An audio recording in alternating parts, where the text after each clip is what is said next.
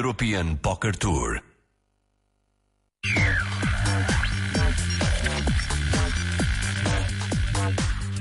O flop pode fazer ou destruir a sua mão. Os 2 próximos programas são dedicados à estratégia para avaliar o flop, a força da sua mão e fazer as jogadas certas. O póquer não é só ases e boas cartas. Há concentração por trás das caras de póquer. Mas chega de conversa, vamos à ação. Não há uma forma certa ou errada de jogar póquer. Não existe um método que garanta o sucesso, mas há maneiras de maximizar as hipóteses de ganhar. Existem bons hábitos e maus hábitos. Há situações a evitar e situações desejáveis. E existem aqueles que têm conhecimento para as explorar. Vamos ensiná-lo a dominar o jogo, desde o nível básico até ao avançado.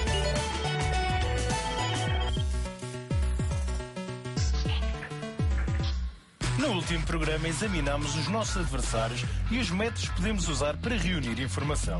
Hoje vamos estudar o nosso próprio jogo e o que devemos fazer quando fazemos uma mão. Como toda a gente sabe, não é o que se tem, mas a forma como se joga é que conta. E neste programa vamos ver como explorar as nossas mãos, reconhecer a sua força e maximizar os ganhos.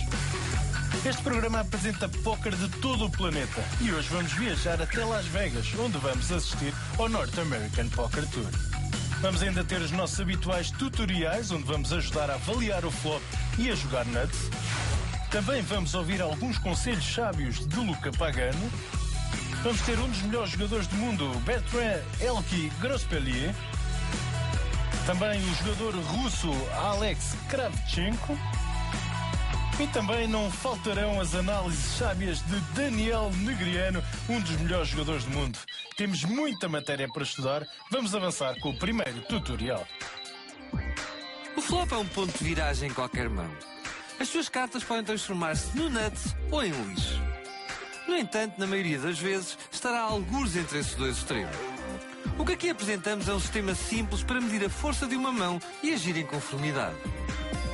Existem 4 categorias. Lembrem-se que estas categorias referem-se apenas a mãos feitas. Falaremos dos projetos no próximo programa. Na primeira categoria temos as mãos muito fortes, cores, sequências, trios ou 2 pares. Por exemplo, aqui saiu cor de espadas, que é sem dúvida uma mão muito forte. Neste caso, temos os 2 melhores pares, outra mão muito forte. Aqui saiu um full house ao jogador no flop. Oh my goodness, what a flop for Gustafsson. Mais uma vez uma mão muito forte. Quando sai uma mão muito forte no flop, terá vantagem na maioria dos casos. Normalmente deve jogar de forma agressiva e fazer fold muito raramente, pois de vez em quando é preciso fazer slow play, mas falaremos disso mais à frente. Na categoria seguinte temos as mãos fortes. Uma mão forte consiste em overpairs, ou seja, um par que é mais alto que qualquer carta comunitária. Além disso temos top pair e top kicker. Top kicker significa normalmente um as. Se tiver um par de ases, o top kicker seria um rei. Com uma mão forte está em vantagem na maioria das vezes, apenas não tem tanta certeza como com uma mão muito forte. Por isso deve ainda assim jogar de forma agressiva, mas seja mais cuidadoso. Se os destaques forem grandes e enfrentar um grande raise, um fold é normalmente apropriado. Na terceira categoria temos as mãos medíocres. Qualquer par que não seja top pair é considerado uma mão medíocre. O que deve fazer depende das cartas que tem na mão, do número de adversários e das cartas comunitárias. Vamos ver 2 exemplos. Exemplo 1. No primeiro exemplo tem o top pair com o segundo melhor kicker. É quase uma mão forte e só tem um adversário. Estará em vantagem na maioria das vezes e por isso uma jogada agressiva é justificada. Exemplo 2. Neste exemplo a sua mão não vale quase nada. Está a jogar contra 2 adversários e tem um under pair. Como saiu um as no flop, é provável que alguém tenha um par. Neste caso, faça cheque e fold. Não desperdice dinheiro depois de um flop mau. A quarta categoria é lixo. Ter lixo no flop é não ter nenhum par ou draw no flop. Se isto acontecer, é pouco provável que ganhe a mão. Fazer bluff de vez em quando é boa ideia, mas geralmente é fazer fold. Sugerimos um sistema simples de categorias para medir a força das vossas mãos depois do flop sair. A mão é muito forte, forte, medíocre ou simplesmente lixo. Se for forte ou muito forte, jogue de forma agressiva. Se for medíocre, tenha cuidado, especialmente com vários adversários. Se for lixo, faça fold. Está na altura de irmos ao meu jogo. Meu nome é Munir Berno, tenho 28 anos, sou de São Paulo, Brasil. Sou personal trainer e gosto muito de jogar poker. Eu comecei a jogar poker vendo meus pais jogando com os amigos, o Five Draw. E aí eu comecei a jogar com meus amigos há uns 3 anos e meio atrás. E aí um amigo meu falou, Munir, vamos jogar lá poker lá na casa de poker. E aí eu fui. E aí eu entrei na casa e fiquei alucinado vendo aquelas mesas lindas, sei lá. E aí eu participei de um torneio de 50 pessoas e peguei em primeiro lugar. E aí abracei se Deus quiser, pro resto da minha vida. Está na hora de aprendermos mais alguma gíria do póquer. I'm all in. I'm the first draw. It's at least a flip, right? I run better than that. You have to steal the odd time. No sweat. Chop. Chop é outro nome que se dá a um pote dividido, em que ambos os jogadores têm a mesma mão e cada um fica com metade do pote. It's going to be a split pot. Dominar. A mão de um jogador domina a de outro quando tem uma carta igual, mas a segunda carta é diferente. O jogador com a carta diferente mais baixa é dominado. Arco-íris. Se nenhuma das cartas comunitárias tiver o mesmo naipe, temos um arco-íris na mesa. Assim, um flop arco-íris é um flop com 3 naipes diferentes. Simples. Já estamos no nível 2, episódio 5, e estamos a analisar o poder do flop. Não é tão bom quando o flop nos dá uma grande mão? A questão é, e o que fazer a seguir? Quando tem uma mão feita forte, não tem de se preocupar com a possibilidade de perder. Tray 6-7, Doyle flops a set. Aquilo com que tem de se preocupar é com os projetos. Aqui está uma situação típica com uma mão feita muito forte. Tem 2 pares e 2 adversários que fizeram cheque. É quase certo que está a ganhar. Tem várias boas razões para apostar. Primeira razão. Há muitos projetos que podem sair no turn ou no river. Uma espada pode dar cor a alguém. Alguém poderá ficar com uma sequência se sair um 10, 9, 8, 5, 4 ou um 3. Além disso, um 7 pode dar um trio ou comprometer os seus 2 pares, pois qualquer as com um kicker melhor lhe ganha. Segunda razão. Podem sair cartas que acabam com o jogo. Mesmo que não saia nenhuma carta assustadora, deixar o seu adversário ver outra carta pode ser mau para si. Se tiverem um par na mão e sair outra overcard, é pouco provável que ele continue na mão se apostar agora, o que lhe dá mais uma razão para ter apostado no flop. Terceira razão. O objetivo do póquer é ganhar fichas. É preciso construir o pote para o tornar realmente grande. Pode fazer apostas muito maiores no turn e no river se aumentar o tamanho do pote apostando no flop. Agora que sabe que devia apostar, a próxima questão é quanto apostar. Vamos voltar ao início da noite. O pote total é de $22. Os stacks rondam os $200 cada, por isso ainda há muito dinheiro para ganhar. O objetivo é ganhar todo o stack do adversário, por isso faça uma aposta grande, mais ou menos do tamanho do pote. A big blind faz fold e o outro adversário faz call. O pote é agora de $62. O turn é o 2 de paus, o que não é uma carta assustadora. O adversário faz cheque e deixa-o na mesma situação em que estava no flop, por isso volta a fazer uma aposta grande. $50 é uma boa aposta. O seu adversário faz call e cá vamos nós outra vez. A carta de river não mudou grande coisa e o seu adversário faz cheque. Deve voltar a apostar, pois é provável que esteja a ganhar e tem hipótese de ganhar ainda mais dinheiro. O seu stack é mais pequeno que o tamanho do pote, por isso o melhor é fazer all-in. O seu adversário pensa por alguns momentos e faz call. Ele mostra as-dama e os seus 2 pares vencem. Foi um call arriscado, o seu jogo agressivo obrigou-o a tomar uma decisão e ele fez a opção errada. O plano básico para uma mão muito forte no flop é o mesmo na maioria dos casos. Seja muito agressivo e aposte ou faça raise em todas as jogadas. Se as stacks forem grandes, deve fazer apostas grandes, geralmente entre 3/4 do pote e o total do pote. Por outro lado, se as stacks forem pequenas, pode apostar menos. E até há situações que pedem um pouco de slow play, mas isso vamos falar no próximo tutorial.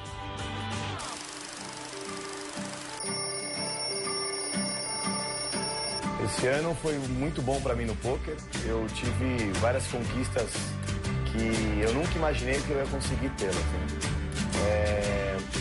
Em um dos principais sites de poker, eu estou ranqueado em 8º lugar no Brasil. E eu participei de algumas edições eu participei das 3 edições do 120K, sendo que da Odds Brasil, sendo que a primeira edição eu peguei em 2º lugar e a segunda edição eu peguei em 1º. Ou seja, o poker acaba sendo muito importante para mim, tanto em diversão e tanto financeiramente, porque não que eu ganhe quanto eu ganho como personal trainer, mas ele faz uma bela diferença na minha conta bancária. E chegou a hora de termos a análise de uma mão por parte do grande Daniel Negreanu, uma mão que nos chega da Ucrânia e que nos mostra a importância de proteger uma mão feita de projetos em desenvolvimento. Now, we spend a lot of time talking about hands that are difficult to play because you don't have the nuts. But what happens when you have a really, really strong hand and you're bet into?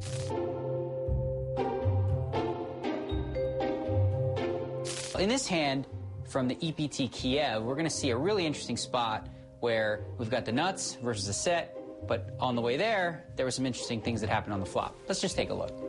So with 2 7s here, Dovzhenko going to raise. It's pretty standard. Now for Tent, who's got King Jack of diamonds in the blind, he's got a few more chips and he wants to see a flop. Wow, so here's an interesting flop.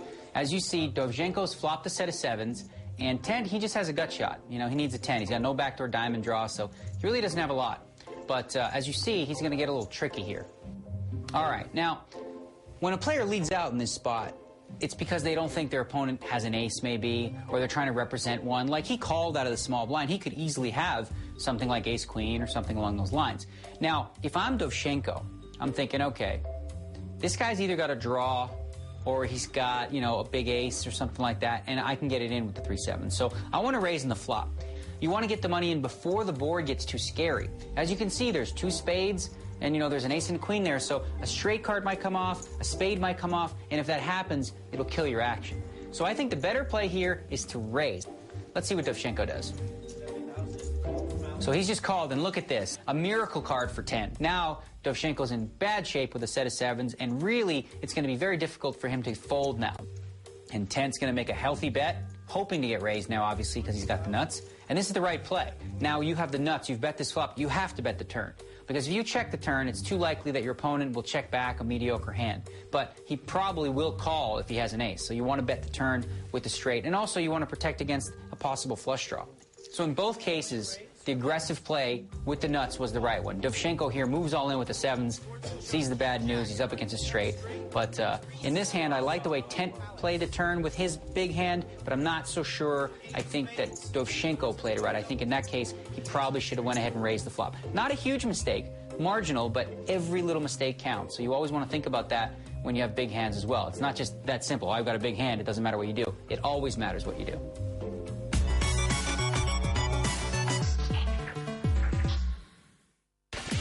Por vezes estamos prestes a ganhar um grande pote, mas depois tudo corre mal. Faz parte do jogo, as bad beats acontecem. Mas o que fazer se essa bad beat nos acontecer a nós?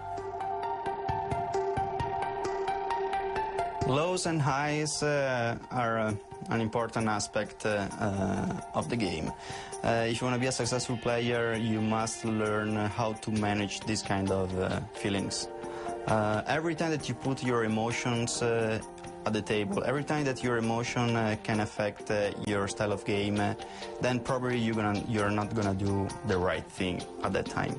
Try to prepare yourself mentally that bad beats happens in this game. This is the part of the game. Always really hard to get a bad beat, especially when it's really deep in a tournament, because I mean, as long as you're in a tournament, you really have to forget it as soon as possible and try to play your best game until the end. Yeah. As long as you keep your head straight and focus and concentrate on your game and don't blow up, it all evens out in the end. Learn to control your emotion, cut your high, manage your lows and keep trying.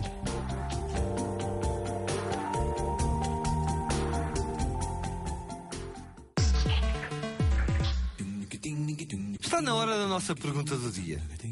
Mais à frente vamos analisar a arte do slow playing, e uma das mãos em que slow play é mais comum é o par de ases.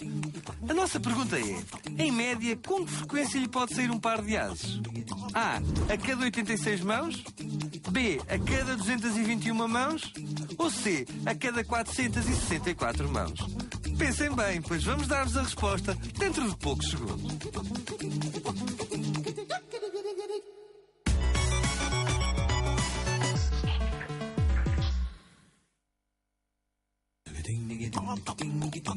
Nós perguntámos com que frequência, estatisticamente falando, nos pode sair um par de ases. E a resposta certa era B. A cada 221 mãos. Ter ases significa ter o nuts antes do flop. Mas o que acontece se tiver o nuts depois do flop? Vamos descobrir no último tutorial de hoje.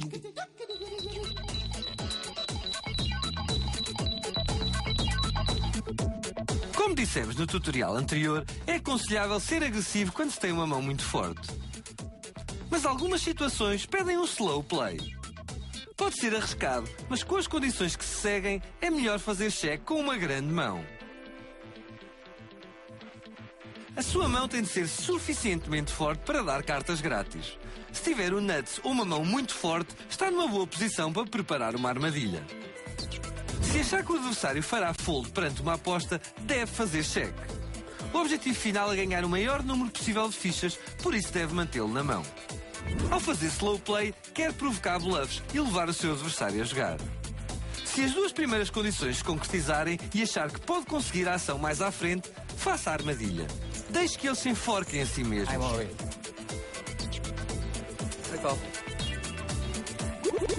Vamos agora olhar para um exemplo e ver se as três condições se cumprem ou não.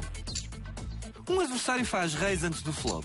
Você faz call com um par de 8 no botão e a big blind faz call. O flop dá-lhe um full house fantástico. A big blind faz check e o jogador que fez raise antes do flop aposta. Agora pode fazer slow play fazendo apenas call ou pode fazer raise. Vamos rever os três critérios. A sua mão é suficientemente forte para fazer slow play. Tem um full house e o adversário não pode ter mais 2 outs. É provável que o flop seja mau para ambos os adversários. A big blind deverá fazer fold independentemente do que faça. O jogador que fez raise antes do flop deverá ter 2 cartas altas, o que faz com que seja quase certo que fará fold se você fizer raise. E mesmo que tenha um overpair, a sua agressividade pode assustá-lo. No fundo é provável que toda a gente faça fold se for agressivo. Se o seu adversário tiver overcards, pode fazer um par alto no turn. Se já tiver um par na mão, pode pensar que está a ganhar e poderá voltar a apostar. Os 3 critérios foram cumpridos, por isso é uma boa ideia fazer slow play nesta situação. Faça call à aposta no flop e fique à espera das fichas do seu adversário. Vamos ver outro exemplo. Faz raise antes do flop com um par de ases e 3 jogadores fazem call. O flop é 8-9 de espadas e rei de paus. Vamos rever os critérios. A sua mão não é suficientemente forte para fazer slow play. Tem o top pair, mas o seu adversário pode facilmente fazer cor, sequência ou 2 pares e será o vencedor. É pouco provável que o adversário faça fold a uma aposta. Alguém pode ter top pair ou um bom projeto com que poderá fazer call. Se alguém melhorar a sua mão para o vencer, é provável que enfrente muita ação, mas não é isso que lhe interessa. Resumindo, aposte no flop. Vamos relaxar um pouco, vamos voltar à entrevista do meu jogo. Como todo grande jogador de pôquer, na verdade, como todo jogador de pôquer, a gente sempre tem um sonho de chegar quanto mais longe, né? E eu estudo bastante, eu me dedico bastante para tentar um dia jogar o WSOP, o main event do WSOP, conhecer Las Vegas e jogar os torneios paralelos, jogar o Europa Poker Tour, ir para fora jogar, né? E é um sonho que eu tenho e que eu vou chegar, eu vou conseguir. Já estamos no nível 2 e já deve sentir-se mais confiante em relação ao seu jogo. Um jovem que viu o seu potencial online e lutou para alcançar a grandeza é Randy Nanonoku Liu. Depois de um começo algo lento online, Randy começou a ver o seu jogo melhorar e em breve estaria a jogar em 24 mesas ao mesmo tempo. Depois de 4 milhões de mãos em mesas de níveis médios com 6 jogadores, Randy já ganhava mais de 2 milhões de dólares em receitas online e mais de 1 milhão em bónus na PokerStars por ter atingido o seu estatuto Supernova Elite. Ele é conhecido por ser muito trabalhador e extremamente consistente. O seu gráfico de resultados é praticamente perfeito. Fiquem atentos a este nome, Nanonoku, e a esta cara, Randy Liu. Chegou a hora de viajarmos até Las Vegas, onde Daniel Negreanu vai analisar uma grande mão do North American Poker Tour. Um dos melhores jogadores do mundo prepara uma armadilha para o seu adversário. Esta jogada é conhecida como slow play.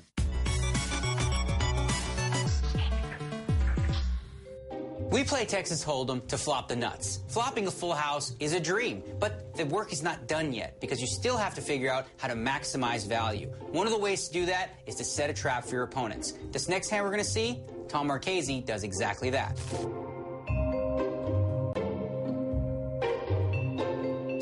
Okay, so here, Tom Marchese has pocket tens, a really strong hand, and he's facing a raise of $135,000. He elects to call here, which I like a lot of the time, where some players might re-raise and try to get it on before the flop. Tom is going to use position and maybe try to set a trap if he's lucky enough to flop a 10. So he goes ahead and makes the call, which will bring Sam Stein in the big blind to also call with 10-8 of diamonds. So a really good situation with pocket tens against 10-8 and 6-5.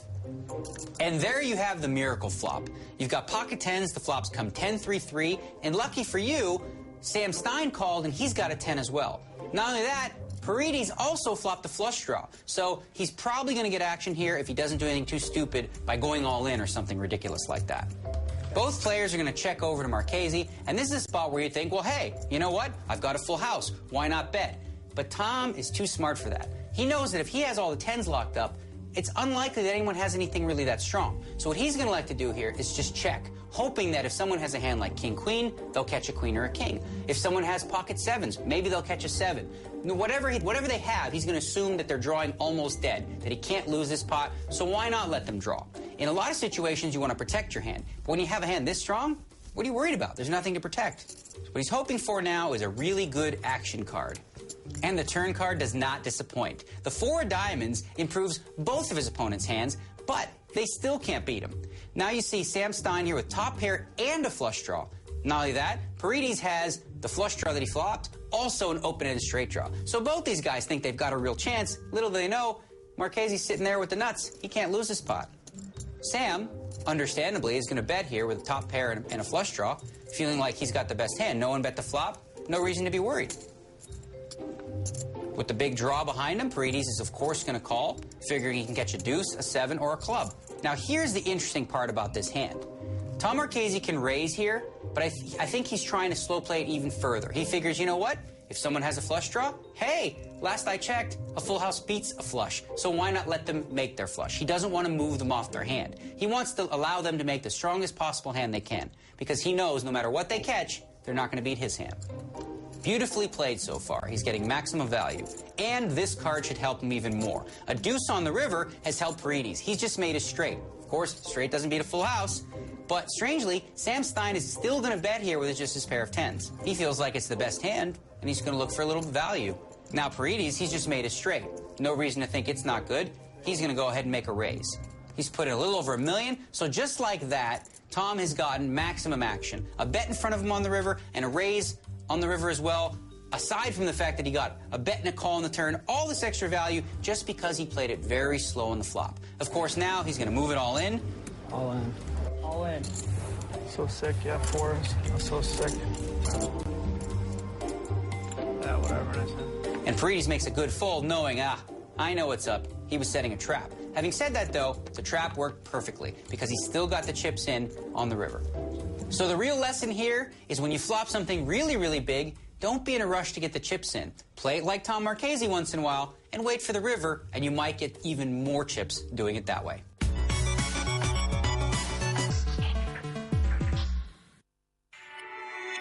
E pronto, está um passo mais perto de aprender tudo o que queria saber sobre póquer.